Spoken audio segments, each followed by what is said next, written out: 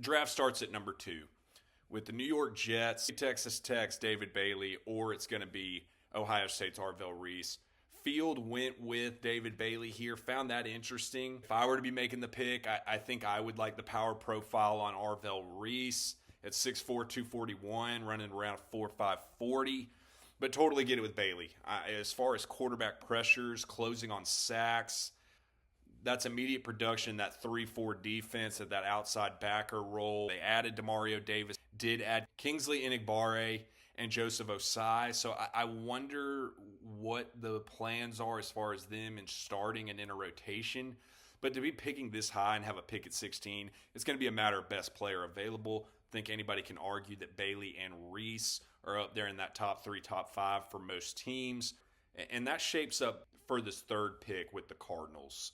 I side getting a high-end right tackle, your pick of the litter, to put opposite of Paris Johnson. For a team with so many needs, to just say, hey, we're going to have 2 bookend rookie contract tackles and then subsequently see what we do as far as the quarterback going forward for new head coach Matt LaFleur. But someone could look at me and say, hey, this is a matter of best player available for a team with a bunch of needs. And I'd say that makes all the sense in the world. Like Francis Mauigoa, right tackle out of Miami, for example, not being a top 3 player on your draft board. Reese is going to be a top 3 player on Arizona's draft board. To have had the Zaven Collins experiment from regime to regime, that seems to be wrapping up. They need front 7 talent. See what comes of Josh Sweat as we go down the last stretch here of free agency and a possible trade with some discussions there. He gives them both as far as in that linebacker room, being able to loop back around in early second round, and they're likely being one of those right tackles they feel good about versus trying to fill one of these defensive spots. So there's just too much of a gap for them having Reese as a top 3 player or top 2 or number 1 overall player on their board. Number 4 is where it got interesting for me. I have thought that Notre Dame running back Jeremiah Love to the Titans is all but one of the worst kept secrets in the league as far as the draft. You see the moves of the Chiefs at 9 signing Kenneth Walker III from the Seahawks. You see the move of the Saints at 8 signing Travis Etienne, Travis Etienne. My response to that would then be, this tells me the Commanders are going to get one and the Titans are going to get another possibly. As far as that 4 and that 7 spot, depending on, we keep seeing discussions as far as 5.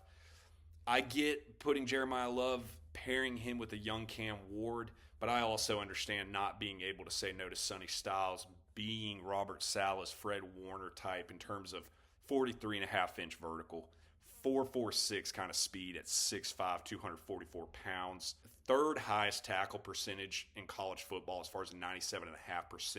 Went all the way down to their final game before missing a tackle all season. His ability to cover, his ability to blitz, play at that second level as a safety convert. It makes all the sense in the world. I think between Styles and Love, you're not going to mess this one up. So I get it. You got to pick one. You can't have both. Foundationally, probably makes more sense to take Styles. No arguments there, but did think that was interesting, particularly going into pick 5. I've kind of had Styles in that auto pick at the 5 spot. Field has Caleb Downs, safety out of Ohio State, going there. And that matches of what John Harbaugh will do as a head coach. He is the coach that'll go take Kyle Hamilton at 14 when he shouldn't be dropping past the first 6 or 7 picks. Doesn't care about the positional value as much as some other teams there. He is the guy that'll wait till the later first round and take a receiver as more of a money position. Having said that, this is giving up on the Tyler Nubin experience. If you do that, safety alongside Javon Holland, but it's an immediate upgrade opportunity. Downs is as high of a floor player as there is in this class. Interesting. I think you could throw Mansour Delane, corner out of LSU, as well as another name in there. It could really just be kind of a DB back-end viewpoint for the Giants, particularly if Styles is off the board. Because in this situation, if Styles is off the board, don't see Harbaugh going receiver this early with the depth of this class. Look at that at the start of the second round. So frankly, if the board does fall this way as Field lays it out, probably the best move, arguably, outside of maybe, like I said, a Mansour Delane. Number 6, the Cleveland Browns. This has become either Carnell Tate, receiver out of Ohio State, Monroe Freeling, left tackle out of the University of Georgia. To have the 24th pick and the 6th pick, left tackle and receiver is going to be one of each. Yes, if Tate's higher on their board, obviously that makes sense. Might be a better comfort level that Caleb Lomu, left tackle out of Utah, will be there at 24. Vibes coming out of league circles are that as far as a consensus, he's more of an early second rounder. Similar archetype as far as Freeling, redshirt sophomore, 6'6", 313, got those prototype measurements. I get it. But I also look at that receiver room and know that they want to take their pick of the litter here. The Commanders, you look at their defensive additions in free agency, going and getting a Nick Cross, going and dropping a $100 million deal on Odafe Owe, Leo Chenal from the Chiefs. They've touched every level of the defense with a starting caliber addition. So having done that, I totally understand them saying, we've got a young quarterback in Jaden Daniels on a rookie deal. We got to go get him an elite weapon, particularly to not have any stronger of a receiver room than they do beyond Terry McLaurin. Seeing a lot of Diami Brown, seeing a lot of Luke McCaffrey, seeing a lot of Van Jefferson. Love's receiving ability is kind of a twofer there for them to pair him with Ja'Cory Krosky-Merritt at the running back 2 spot. And I think Love, as far as his ceiling, has the ability to get up there with the Bijan Robinsons, the Jahmyr Gibbs, the Devon A-Chains, as far as that younger subsect of top-end running backs in this league. And like I said, younger, having not mentioned Christian McCaffrey and Derrick Henry, don't get triggered there. Then at 8, the New Orleans Saints taking Reuben Bain Jr. All this discussion about his 30 7/8" arms. Cameron Jordan appears to be headed elsewhere in free agency. A strong year last year with 10.5 sacks, 18 tackles for loss, 71 pressures this past season. As somebody who had 9.5 sacks, his power profile does fit that of what you would see typically with the Saints, and be an immediate fit at 270 plus pounds. At number 9, this one got me a little surprised. Really, really like what I see from Arizona State receiver Jordan Tyson. It's just the consistent injury history. I wonder if that is what Andy Reid and Brett Veach and company sign up for. But the need is there. Xavier Worthy has kind of shown you what he is as far as a ceiling. Been getting mileage out of a Juju Smith-Schuster. Can't keep Rashee Rice out of his own way. I would have liked to have considered a right tackle here. Think it's been a lot of, let's put a Band-Aid here. Let's see if we can make Jawan Taylor work. So this one was a little surprising. But look, in terms of the fluidity of Tyson, the athleticism at 6'2", a little over 200 pounds, 50 catches, 732 yards, and 6 touchdowns. Final 6 games of 2024. I can understand not everyone can sit here and say, oh, well, they'll look back at the early to mid part of the second round and get a receiver. It's kind of like the saying of 100 guys can't go day 2. So I get it from that angle. Number 10, I liked seeing something different here as far as the Cincinnati Bengals. It's been so common to go with a safety. It's been so common to go with Caleb Downs. It's been so common to go with the defensive interior. To have seen some of the stock go down on Clemson defensive tackle Peter Woods, 10 might be viewed as rich. Do we want to do a Dylan Thieneman, or do we want to get our pick of the litter at this corner spot? 6 foot, 187 pounds. To have him opposite a DJ Turner in that defense, come into the second, look at a linebacker spot, a defensive interior. You had the addition of a Brian Cook in free agency from the Chiefs as far as safety. I think Jordan Battle, they're happy enough with there to handle a 2 spot. Delane's so often on tape, there's not as much to see because no one's throwing at him. And it makes sense. He shut down a side of the field for LSU. Just as far as this exercise that Field went through with all the knowledge he has and contacts in the league, I like seeing a different perspective here and how it made some of the subsequent picks line up. And having said that, because if Delane were here for the Dolphins at 11, that corner room is barren. And they have multiple needs, and they have shown GM John Eric Sullivan, head coach Jeff Hafley, they know this is going to take some time. They know this is going to take some time. They've had the fire sale of Bradley Chubb. They've had the fire sale of Minka Fitzpatrick. They've had the fire sale of Tyreek Hill. They've had the fire sale of Jalen Waddle and beyond. Have to go get as much help as you can right now in the immediate to build out for the future, and for new quarterback Malik Willis coming in on a 3-year, $67 million deal. Francis Mauigoa might just be one of those where in terms of their board, it's too good to pass up. Austin Jackson, that experiment, has been exhausted, it feels like, having recently agreed to a reduced, restructured contract. Miami ranking 24th in pass block win rate and 29th in run block win rate. For the identity of your team at this point to be a Devon Achane as one of the elite running backs in this league, particularly young running backs, got to give him better opportunity than that. And all this draft capital they have to work with. Looking at those subsequent picks coming up, the potential to reduce as much of a tier drop off at tackle versus some of the other positions, it favors going with Malino here. The Cowboys at 12. My only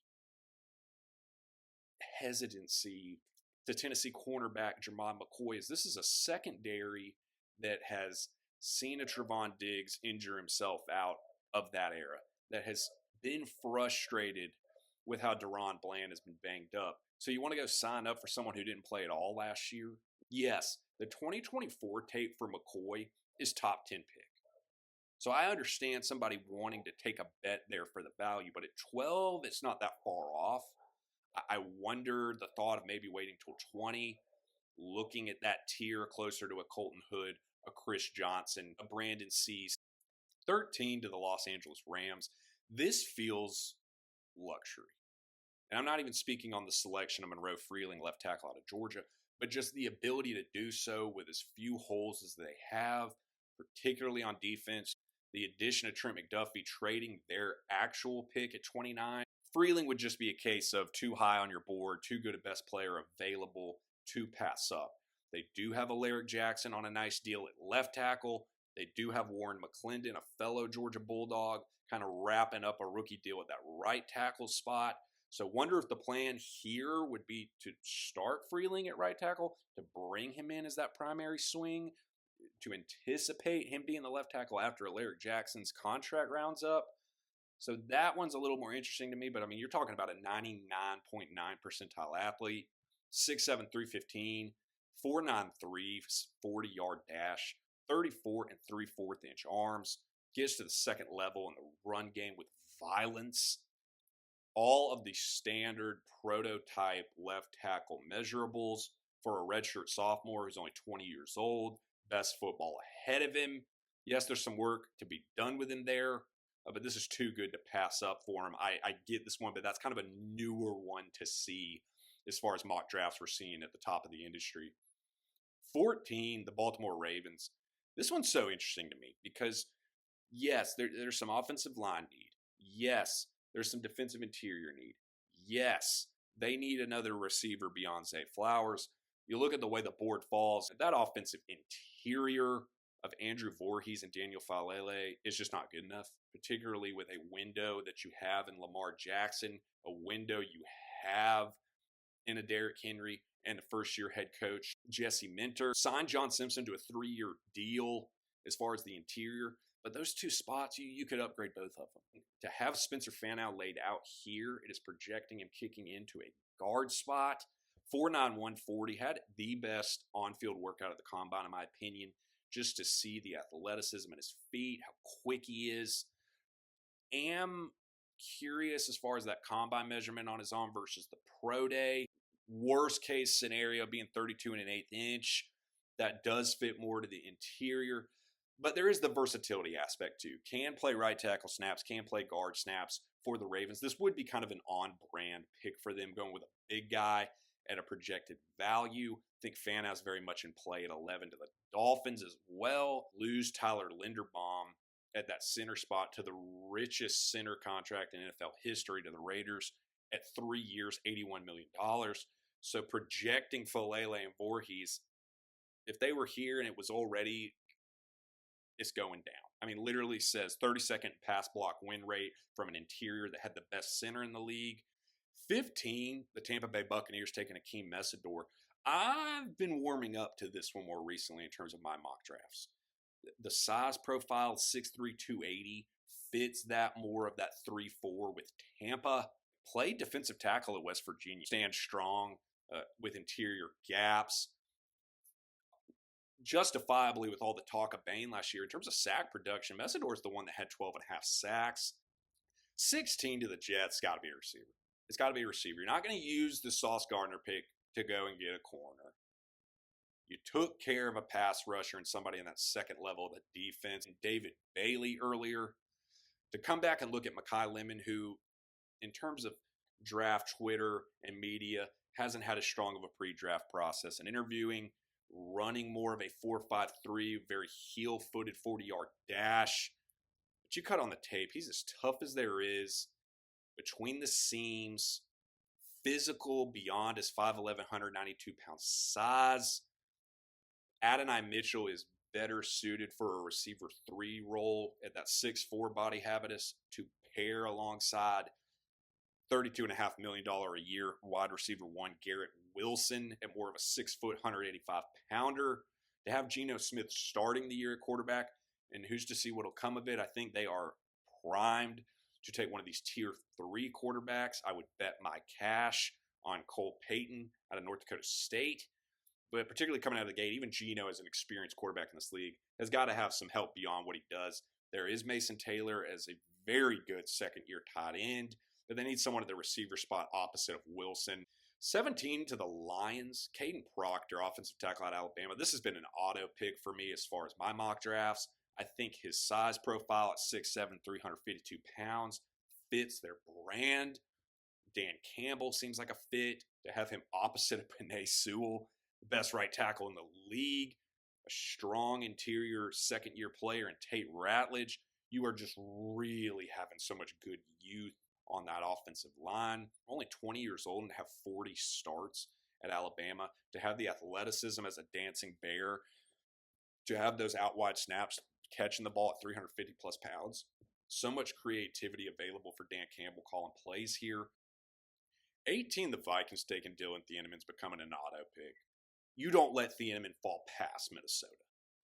6 foot, 201 pounds, 4.3, 640, 41-inch vertical, 220-plus tackles in his 3 years. The Purdue transfer. He's got 2 brothers that played safety at Purdue.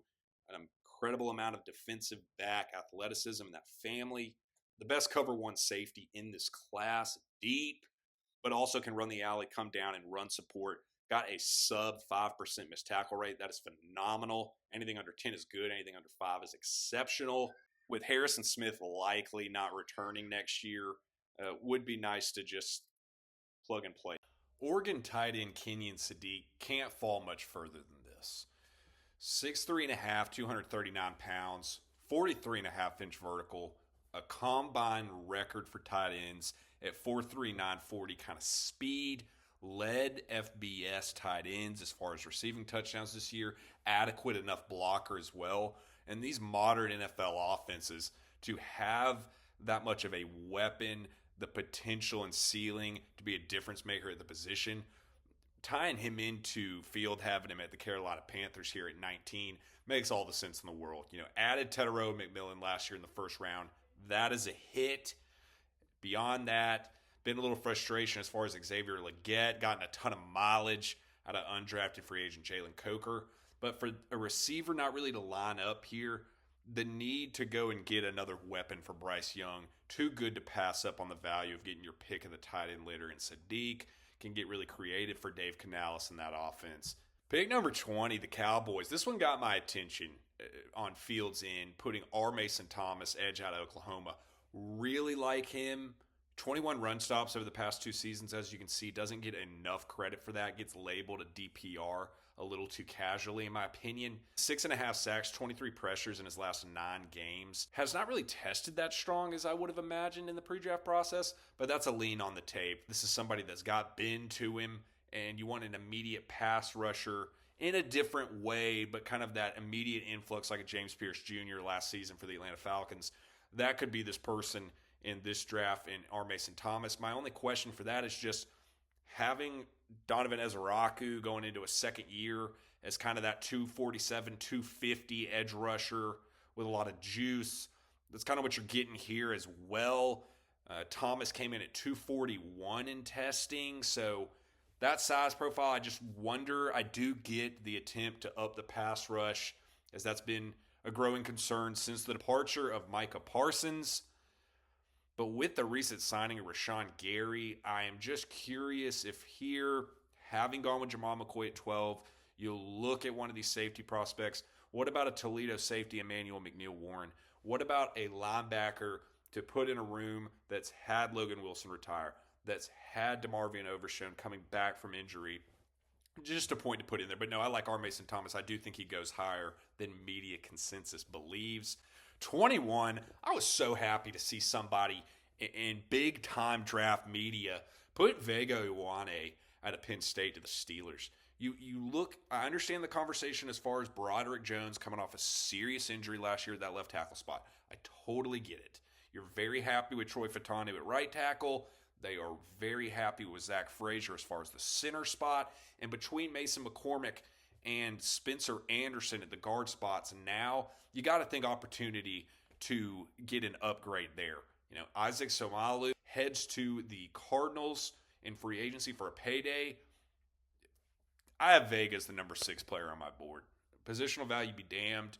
He is violent. The size is prototype, plug and play. You know, as you see, Field has right here his 14th player on his board. That'd probably be more where consensus lines up. I'm a little higher, but just his mobility, the violence, his technical skills. I've said repeatedly this draft cycle, I think that cluster of Penn State players are some of the best coached coming into the draft process. This is the kind of brand the Steelers take Ioane, and he starts for him for over 10 years. This one with the value, and I'll tell you too, it really is the value because we jump right over to 22 with the Chargers. He's damn sure not falling past there for Jim Harbaugh and all the needs they have on a snake-bitten injury offensive line. They've had Zion Johnson head to free agency. Think they might have held the door for him. But having said that, very interesting to me to see Field go with Toledo safety Emmanuel McNeil-Warren. The value's there, like we just mentioned, with potentially looking there as far as the Dallas Cowboys. 6'3", 201, 202 pounds, 4'5", 240. Always in the right place at the right time. Physical archetype of safety. 12 pass breakups, 3 forced fumbles this past season. 5 interceptions over the last 3 years. He has really held it down at a Toledo program that's pumping out DBs. To even more echo the value in this 20, 21, 22, 23 range on McNeil-Warren, the next pick would be Philadelphia, and to really just have Andrew Makuba in that safety room right now, having let Reed Blankenship go to free agency, having done a pick swap for Sidney Brown with the Atlanta Falcons, that'd be an immediate day one starter as far as the Eagles. So this range of 20 to 23 has got to be where McNeil-Warren's camp is circled in Sharpie saying these are our likely destinations. As far as the Chargers, the interior offensive line is just bleak. The interior defensive line needs a big man. Fascinated to see where Field goes as far as the second round with one of those two needs, and then projecting, this is only a 2-round mock, but projecting where they could stand as far as the third round. 23 to the Eagles, Omar Cooper Jr., receiver out of Indiana. Anticipating A.J. Brown potentially being traded elsewhere. This is the best yards after catch receiver in this draft. 6 foot, 199 pounds. 7.3 yards after the catch in 2025 is phenomenal. Averaged over 15 yards per catch in some. Very good downfield blocker. A nice size profile and physicality to be opposite of Devontae Smith in this situation. And let's say A.J. Brown does stay in town and this is the pick with Omar Cooper Jr. To go from a Jahan Dotson who entered free agency, landed with the Atlanta Falcons, and lined up perfectly, having said that, for the Browns at 24. For Field to have done Carnell Tate at 6, he anticipated Caleb Lomu out of Utah being here. We've already discussed him, so we'll move quick beyond that one. But that would be about as best case scenario as the Browns could have, because when we look at the receivers that are left and that go here in the next few picks, there's a drop off. 25, the Chicago Bears, Zion Young, edge rusher out of Missouri, is definitely in that cluster of names, particularly on defense, that maybe aren't consensus first-round picks right now, but they got a high likelihood of sneaking in there. It happens every year. There's going to be a guy or two. I've mentioned Zion Young. I've mentioned Jake Goldday out of Cincinnati. The Bears, as far as their edge rushers, as you can see, tying for the worst pass rush win rate in 2025. For a team that went as deep in the playoffs as they did, their window's open with a rookie quarterback, second-year head coach in Ben Johnson. They're gunning for it. They need a day one impact, Day one, obvious upgrades. I know a popular spot for them here in the first round has been defensive interior. Completely comfortable with edge. Just get somebody that is a down lineman on the defensive line. I understand some people doing a conversation about one of these top 3 safeties, but they're all gone in this exercise for field. This is about as good as you could have done. Zion Young is one that there's really some people high on. Physical, 6.5 sacks, 2 forced fumbles this past season. His profile at the Senior Bowl showed that. A lot of violence to his game. And gotta love the reality check by field here, putting a trade in. It's not going to be a perfect draft in the fact everyone takes a pick at their selection. Having the Cardinals trade up with the Bills to take Ty Simpson, to come into a Cardinals room that's got a Jacoby Brissett leading the way, can be eased into it. Personally, I don't know that I love the trade up. If you looked up and he's sitting there at the top of the second round, go for it. But I just think this is a team with enough needs foundationally. You got to fix some of them before we jump into a quarterback here. This team's not winning anything next year with their personnel, with their ownership. They need time. First-year head coach in Matt LaFleur. But I won't knock somebody for taking a swing at the bat as far as quarterback, assuming that he's no lower, obviously, than their QB2 on their board. At 27, the 49ers is one of the tougher spots in mocks. You kind of feel a potential for some size at receiver. You kind of feel some potential for getting a future tackle at one of those spots. You kind of see this edge room of a Nick Bosa and where he is. And Michael Williams in a second year coming off an injury, needing some pass rush there. Keldrick Falk out of Auburn is one of the most debated prospects in this class. 6'6", 276 pounds. Very, very good run stuffer with a developing pass rush game. And there's a lot of people that are profiling this guy like he's the Shamar Stewart coming out with no pass rush production and not going to see it year one. That's not fair to him. 7 sacks in 2024 versus 2 this past season. A lot of that is some of Falk's best snaps you will see are on more of an interior position. Thought some of the best snaps I saw from him on tape were at a 4-eye. The ability to develop him in a room as strong as Kyle Shanahan and the 49ers, the value at 27, don't see him falling much further than this. 28, the Texans. They've been fascinating in the fact we've all talked about interior offensive line. CJ Stroud's running for his life. We've kind of had the defensive interior as that secondary need. The value lines up for them to get their pick of the litter here. They go Peter Woods. Very much the most volatility and projection of his range. You hear people say as high as 10. You hear people saying he goes in the second round. This is probably a nice medium done by field to have him at 28. 29, this one confuses me. This one confuses me as far as Cassius Howell, edge out of Texas A&M to the Kansas City Chiefs. And it's not because I don't think he's a very good player. 11.5 sacks this past season. Very much a burst in his first step. Great bend, closing speed, very hot motor. We've all heard about the 30 and a fourth inch arms. And that being a notoriously low number in terms of testing at the combine. But it's his ability to get under tackles, get off the ball faster. That's what's on the tape. And that is evident.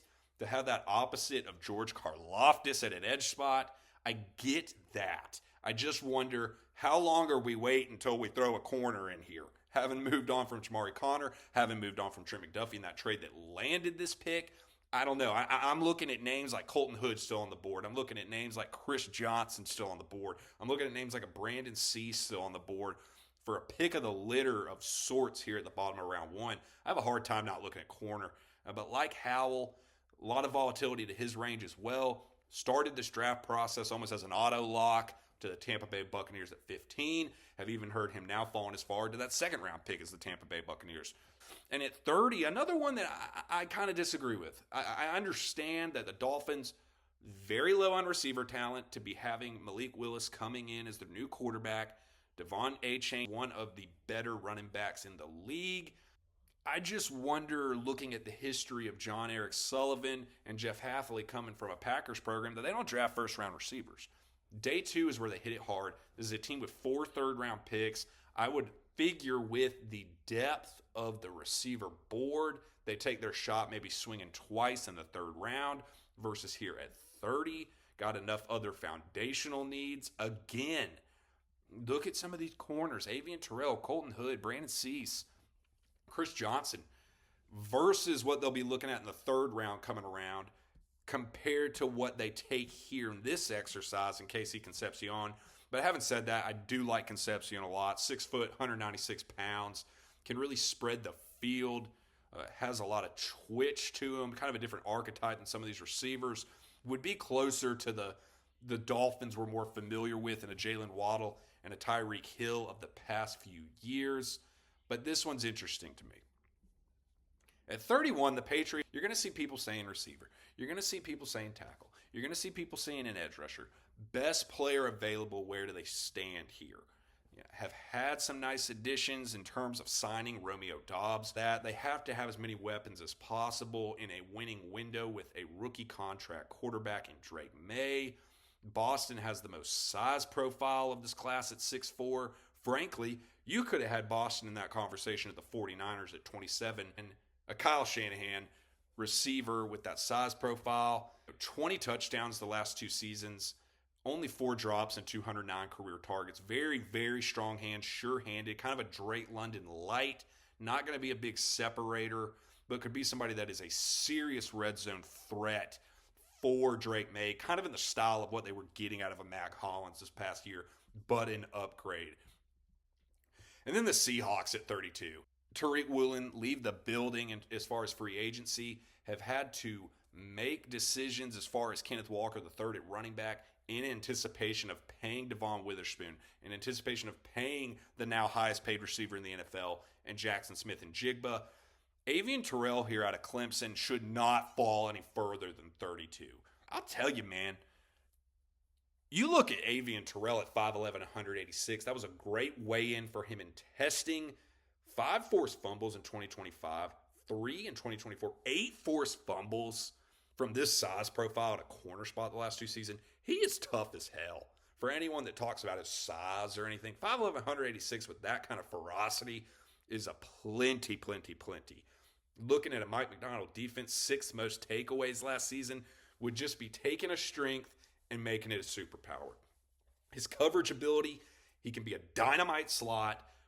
I think he can hang a boundary as well. To have him opposite of a Devon Witherspoon, to also have a Josh Jobe that you retained, that is a 3-headed monster as far as corner for a defense that relies on it heavily and has a Nicky Manwari there in a similar nickel spot playing some hybrid linebacker. Freak show stuff, and also an opportunity to take a pick of the litter for the Seahawks with a good little cluster of cornerbacks we're going to see mid-first round to mid-second round. The choice to go corner for the Jets here at 33 is prime. You don't really want to use that Sauce Gardner pick at 16 to take a corner, and this cluster allows you to get the value of a Colton Hood out of Tennessee. 4.44 speed, stepped in this year with the absence of Jermod McCoy and just hit the ground running. Nephew of Roderick Hood, who played for the Raiders for about 9-10 seasons as a defensive back in his own right, has the production of 10 pass breakups this past season, some of, if not the oiliest hips in this class, his ability to backpedal, his ability to turn and run. 34, the Buffalo Bills going C.J. Allen. There's been plenty of times I've been mocking Allen going to the Bills at their original slot of 26. They're 6 foot, 230 pounds. 3.5 sacks this past season as far as blitzing the quarterback. Been the green dot for that Georgia program for a guy that is only 20 years old. So much youth, so much time ahead of him. Know there's been some recovery here from a little knee injury. It's being overblown in media. Love this for the Bills, to be moving away here soon from this Matt Milano era of linebacker. They need someone there that can be immediate. At 35, the Tennessee Titans, Keelan Rutledge is one out of Georgia Tech at a guard spot. I like Rutledge. I know a lot of people that really like Rutledge. I think to have him ahead of Chase Basantis out of Texas A&M is a little bit of a reachy poo. It's like the makeup and the ceiling on a Basantis more.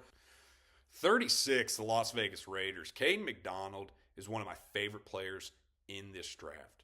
And you want somebody with a wide ass, this is it. 326 pounds, to have even had 3 sacks this past season, for everyone to talk as if he has no pass rush upside. There's pass rush upside. He's just an elite run defender. You want somebody that can be a two-gapper, eat up a spot, and just, you're going to look up 10 years from now and is still playing good run defense in the NFL. This is a former top 100 recruit. He's gone to Ohio State. We talk about all the success of an Arvell Reese, of a Sonny Styles, of a Lorenzo Styles, a Caleb Downs in the back end. Some of these corners coming up next year at Ohio State. This is the nucleus of it in that defense that you saw from Caden McDonald. Chase Basantis, guard out of Texas A&M to the Giants, one of my favorite players in the class, elite level athlete, elite level experience, very much a redirector in the passing game, mauler in the run game. And the only thing I would say is just the fact that would have been great at 38 for the Texans, but Fields got him going. Blake Miller, tackle out of Clemson, been a big riser in this process and one of mine as well. 54 starts in his time at Clemson, never missed a game. 6'7", 315, got that prototype size, all at a right tackle spot. The Braden Smith addition in free agency does make you wonder as far as, does Miller start there immediately? Smith does have experience at guard if you had to do some shuffling. 39, going Brandon Seas to South Carolina. Glad to see some of these corners start going. The value's absolutely there. 6 foot, 190 pounds. Body built for press. This isn't one of those corners we're going to talk about, oh, he kind of has short arms, oh, he's a little light in the jeans. To have that opposite of Denzel Ward, obviously holding down that corner one spot. Curious to see what comes of Martin Emerson coming off of injury. 40, the Kansas City Chiefs taking Jake Golden. What a response to Leo Chenal heading to the Commanders in free agency. Former Central Arkansas edge. Both parents played collegiate basketball, had a brother play collegiate basketball. Elite, 97, 98th percentile athlete at the position. More of a classic build of linebacker at that 245-ish pounds at 6'4". 12 pressures on just 68 pass rush snaps this past season. He's got serious juice as far as a team that just needs a pass rusher, but maybe the value isn't to go with an edge or an interior defensive lineman. And he could have been mentioned here for the Bengals. That's interesting, the fact Field has Anthony Hill Jr. out of Texas. For a lot of the same reasons I just said about Gilday, it's the pass rush upside from a non-defensive line position. 17 sacks, 7 forced fumbles, 3 years at Texas. Got the juice in that aspect, having lost Trey Hendrickson, really having to develop and see what they've got in Shamar Stewart. Still kind of bringing along and hoping they see a step out of Miles Murphy. 42 to the Saints. Chris Johnson, that pick is so awesome. I think Johnson's on that list of guys that can get into the bottom of round one. To have Alontae Taylor have left town to the Titans, there'd be a need to not have just too much on Kool-Aid McKinstry's plate. If they don't bring in another boundary corner, probably going to have to kick second-year nickelback Quincy Riley to boundary, prefer him at that nickel spot. Johnson's very proportionally built, 4.4 speed, off zone, sticky twitch as any of the corners in this class. 43, the Dolphins going Malachi Lawrence. You want to talk about riser, man? The 99th percentile athlete, 6'4", 253, 19 and a half sacks the past 3 seasons. This guy's got the burst for a team that's got Chop Robinson, and then outside of that, it's got to get a pass rusher. 23rd in pass rush win rate last year, and that's before you've done the fire sale of a Bradley Chubb on the defensive line, Minkah Fitzpatrick on the back end. So it's worse off than it was. 44, the New York Jets taking Kristen Miller out of Georgia. Was very excited to see him come in at 321 at the Combine. Thought he played more along the lines of 310. Great personality to come into a rebuild. This is somebody that comes from a winning culture, will be patient with this rebuild, a response to having the loss of Quinnen Williams last season. And this is just a foundational pick. We talked about the receiver addition and Mekhi Lemon. We talked about Colton Hood at 33 that Field had. David Bailey at number 2. That's some serious work. 45, TJ Parker to the Ravens. The volatility, he's another one of those Clemson guys that you're having to feel out where in media and rumors from league circles where he's valued. You could have a team that has him as a top 15 player. You could have a team that has him here at this 45 spot. 45, I like this spot for the Ravens, getting a faller edge with some size and some physical traits. Like Fields got TJ Parker going here. I've had this as the absolute floor for a Zion Young that you had to go at 25. I think you could flip those with what we know now. So I do like how Field laid that out as far as the board. At 46 with the Bucs, though I might favor maybe waiting for more of a value at the tight end position, say an Oscar Delp tight end out of Georgia. I understand having to add some weapons. Mike Evans has left town. That felt weird just to say. You don't know where you stand as far as the health with Chris Godwin long term. Emeka Egbuka can't really do it all alongside of Jalen McMillan. Re-signed K-Dot in free agency, but that doesn't hold you down from going with the tight end. Been some mention as far as Kenyon Sadiq in the first round, so I understand going here in the second. Eli Stowers, 45.5-inch vertical. Combine record level explosiveness there. Former New Mexico and Texas A&M quarterback, that level of athlete. An area for the Bucs that there's an obvious spot to improve. Last in passing game to the tight ends in the NFL last year with just 589 total receiving yards. This is an immediate upgrade as a motion tight end. Not going to be much of an inline blocker. You lean more on somebody like an Otten for that role personnel-wise. And I think for a head coach in Todd Bowles that's got to make some moves now, this is an easy identifiable area to get a big upgrade. 47, the Colts taking Caleb Banks. I think I've about auto-picked a linebacker in this spot leading up to this point, whether that was a Jake Golday got there, whether that was a Jacob Rodriguez out of Texas Tech. So find it interesting. One of the more polarizing players in this class, 6'6", 327, 35-inch arms. He is that much of a mammoth of a man. Haven't seen him up close at the Senior Bowl. Gonna have to look at the questions as far as a foot injury, not playing much this past year in terms of injury. In terms of the upside, this could be a top 15, 20 player in the class. Do the Colts want to take a bet there? 48 to my Falcons, Max Ihenachor. This one's fascinating. You know, so many people want to auto-pick receiver here to add to the Jahan Dotson, Drake London, Alameda Zaccheaus room you have right now. So many people want to auto-draft a defensive interior here, though the value might be better later on in the third and fourth round to look as far as a nose tackle. People want to auto-draft a corner here. Well, we've seen some of the run on it. This is letting the draft and the market dictate your best player available. To have Jake Matthews at 34 years old, even though his old man played for 19 years in the league.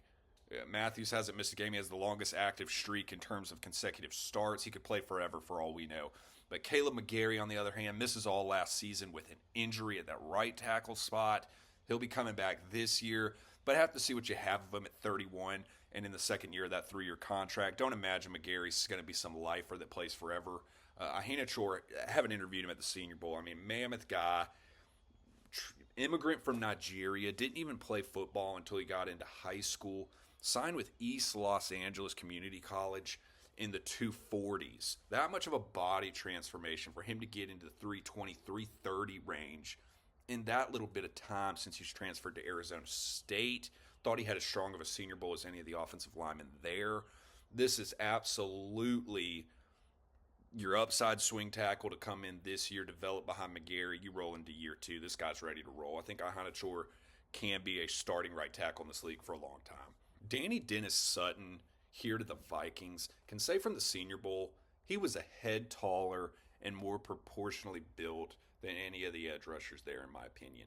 Thought he had a great week. This is a former 5-star recruit, very well coached from that Penn State program. 6'6", 256. Back-to-back 8.5 sack seasons, 53 pressures this last season. Size, traits, background from a recruiting standpoint, well coached and production. He's been a riser in this process. I think 49 is a good placeholder range for him in terms of the Vikings and some of the moves they've had. The mention that Field has here as far as Jonathan Grenard. Number 50, Detroit Lions. If Gabe Jacobs doesn't just fit like a Detroit Lion under Dan Campbell, I don't know what to tell you. Very much that hard-nosed, heavy-handed, classic football player, 21 run stuffs the last 2 seasons. There's been a hunger as far as having someone opposite of Aiden Hutchinson that's more of a premium pick, like a top 50 pick right here with the upside. As far as Caleb Tiernan to the Panthers at 51, I just have a hard time getting through these first 2 picks and not looking at some kind of defense for them. I think Tiernan, 32 and an 1/8 arms with such a long upper body torso to be at 6'7", 6'8", extensive starter at Northwestern. Good player. I like Tiernan fine, but to be here bordering on a top 50 pick, I know the Ike Ekwonu experiment coming off knee injury and some questions beforehand for the 6th overall pick. Doesn't look like the future as far as a left tackle spot for the Panthers. Added Rasheed Walker on a fantastic deal in free agency. I just don't know that this is where I would have gone this high. At 52, Lee Hunter to the Packers. See, I'm a little curious as far as this could be because Hunter is 318 pounds. He has a thin lower body to be getting pegged so quickly by Field here as this 3-4 traditional nose tackle in a brand that is the Packers, that has certain thresholds for size, that has certain thresholds in terms of some girth at the defensive line and particularly the cornerback positions. As far as pass rushing upside for big interiors, he's undoubtedly the best. For 320-plus pounders this past season, had 53 pressures, second best being Darrell Jackson Jr. at 44. You could see the talent at the Senior Bowl and one-on-ones. I just wonder if that's really the Packers fit and what he's talking about here as far as that 3-4 nose tackle. I think that's more along the lines of size threshold, somebody like a Dominic Orange out of Iowa State. 53, the Steelers going Brennan Thompson. That is fascinating to me because I thought Thompson was closer to that late 3, early 4 realm, even have run sub 4.3. 5'9", 164 pounds. You hear that size and think he's some gadget. He's a great route runner. He's tough as shit over the middle of the field. Led the SEC in receiving yards this past season with over 1,000. Consistent separator. This would be the response, I imagine, to losing Calvin Austin Jr. to free agency. I just think with DK Metcalf and Michael Pittman Jr., and some other needs you could have, and the fact, like I said, I think versus consensus, this is a big riser here. That was a head scratcher. This would be classic Eagles to take somebody. I imagine this is with the intention of taking Jennings Dunker as a potential right tackle with Lane Johnson, one of the greatest, if not the greatest right tackle ever, really aging out year 14. Has played some guard spots collegiately. That's more where I would have projected him, just looking at all 32 teams as far as the NFL, but gave up 0 sacks this past season at a right tackle spot. Coming out of Iowa, he's as well coached as any offensive lineman could be. This fan base would absolutely love Dunker. Emmanuel Pregnon falling to 55 of the Chargers would literally be Jim Harbaugh's dream. This has been a snake-bitten offensive line in terms of Joe Alt's injury last year. Rashawn Slater, they parted ways with Zion Johnson at a guard spot. 314 pounds, I think that's even light for testing in terms of Pregnon. You look at his build. This guy looks like he has no fat on him. Probably the meanest looking SOB stepping off the bus in this draft. Nearly an 83-inch wingspan. Wyoming transfer to USC to Oregon. Has just shown out and leveled up every time. Best football could be ahead of him. This is the best need match we've seen in a while. 56, the Jags taking Kieran Crawford. I like Kieran Crawford. I think this might be a little high. Transferred from Arkansas State this past season. And he fits the profile of what the Jags need as somebody that can set an edge, has some size, bordering on that 255, 260. I just think with the depth of this class, they could go a little later on, particularly for a team. This is their first pick in the draft. They didn't have a first-round pick. A little curious on that. I would have been more inclined to look at a defensive interior, somebody with some run stuff and ability. I mentioned a Dominic Orange. I think Grayson Halton out of Oklahoma is another fun name to throw out there for the Jags. So that was a little bit of a head-scratcher from Field to me. 57, the Bears, taking arguably the most popular player in this class in terms of seeing how he was received by his teammates at the Senior Bowl, seeing how he was received by that Texas Tech program, the media, fans across 32 fan bases. Jacob Rodriguez, only the 3rd linebacker in college football history, alongside Dan Morgan, current Panthers GM, former Miami linebacker, and Manti Te'o out of Notre Dame to win the Bednarik, Nagurski, and the Butkus Awards in the same season. For the Bears to have led the NFL in takeaways last season at 33, that's bread and butter for Rodriguez. I spoke on his time at the Senior Bowl. It was like every time you looked around, there was a ball on the ground, he forced it. There was a ball on the ground, he scooped it up and ran for it. Got an interception over in the flat, got an interception in between the seams. Was tough on the running backs in terms of the pass block drills. The release of Tremaine Edmonds and just having to get some speed and some youth at that linebacker position. I'll tell you, guy absolutely showed out running the 4.5s at Indianapolis in the way that he tested as a 95th percentile athlete. That cemented his stock being able to go in here in the second round. Don't think he should fall any further than this. That's a great fit for the Bears. 58, Jeremy Bernard out of Alabama. Even if you were to say that Bernard wasn't a 9 or a 10 in any area, he is just 8s across the board. There's no holes in this game. Very smooth route runner. Has all the makings of a very good receiver too in this league. Fantastic blocker at 6'2", 204. Very businesslike player. Transferred from Washington with Kalen DeBauer. Came from a Washington room where he was producing along the likes of a Roma Dunze, a Jalen McMillan, a Jalen Polk. I mentioned earlier that at 27, the 49ers could have looked at somebody like a Denzel Boston out of Washington. This is going for the value of it after what they did in the first round to get Bernard in the second, to pair him with a Juwan Jennings, to pair him with the additions of Mike Evans and Christian Kirk. That's just a loaded receiver room for the now and then for the future. Kyle Lewis and D'Amico Ryans will be best friends in that Texans program. Lewis was a my guy earlier in the process before consensus caught up to him. 6 foot, 220 pounds. We'll say from the Senior Bowl, he is plenty proportional. Like, he does not look super thin out there. The playmaking ability, 200 plus tackles in his last few years kind of guy. Takeaways, the coverage instincts. I have said that I think he could play that star position that's been coined coming out of a Kirby Smart program between that hybrid defensive back, hybrid linebacker, to have the best defensive unit in the league from the Texans and all that talent surrounding him, the likes of a Jalen Petrie, a Derek Stingley, a Kamari Lassiter, a Kalen Bullock, and then going up, Al Shahir, going to the defensive line, the 2 edge rushers. This is literally the best case scenario for Lewis to get creative. I love that mention by Field. That was kind of a new one for me. 60, the Bears. They got to get a safety at some spot. Trayton Stukes. The only knock you're going to hear on him is that he's going to be about 25, 26 years old. Former walk-on. Dad played at Pacific University, was an arena football player, having lost Kevin Byard and Jaquan Brisker to free agency. They can't wait any longer than this 60 spot. One of these top 3 picks is a safety for the Bears. I like Stukes, and particularly haven't mentioned his age. Yeah, he's 25, 26. You're with a team right here that's very much in a winning window that they just opened with a young, will-be third-year quarterback in Caleb Williams. This is a great fit for him.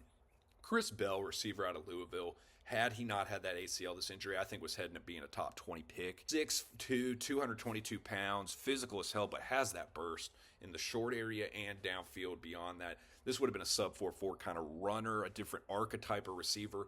Not some of these, he could be a slotta. No, this is a big, X-built, with top-end speed player. To have a Devontae Adams who can't play forever alongside Puka Nacua and that physical component, but you add the speed to have not gone receiver at that 13th spot earlier like we talked about. You're going for value plays. Who could expect anything less from Les Snead and Sean McVay? The Denver Broncos, Josiah Trotter, it feels like that name needs to get a little more buzz with some of those top-end linebackers in this class. Obviously, the pedigree of having Jeremiah Trotter for a father, his brother playing for the Eagles currently as well. The fact that the Broncos couldn't really get that boost from Drake Greenlaw this past season at that inside backer spot, you put Trotter in a Vance Joseph defense.